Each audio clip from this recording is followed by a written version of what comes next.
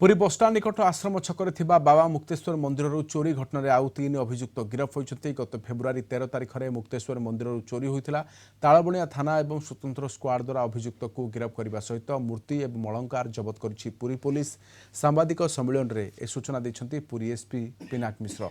अभियुक्त विकास बेहेरा एवं सुशील प्रधान मिसी भगवान शिव पार्वती पित्तल प्रतिमा, सुना रूपा अलंकार एवं एक साउंड मेसीन चोरी करथिले। अभियुक्तଙ୍କୁ कोर्ट चालाण करिछि पुरी पुलिस। सेमाने शिव एवं पार्वती चोरी मूर्तिगुड़ी को बालीपुटर गोनामणि प्रधान एवं साउंड मेसीन सहित सुना रूपा अलंकार जितेन्द्र कहल को बिक्री करथिले। अभियुक्त रंजन कुमार प्रधान एवं रिसीवर गोनामणि प्रधान एवं जितेन्द्र काहल को गिरफ करा जायछि। समस्ते चोरी सामग्री उद्धार करा जायछि। सब आमे 3 जन को वर्तमान गिरफ करछु।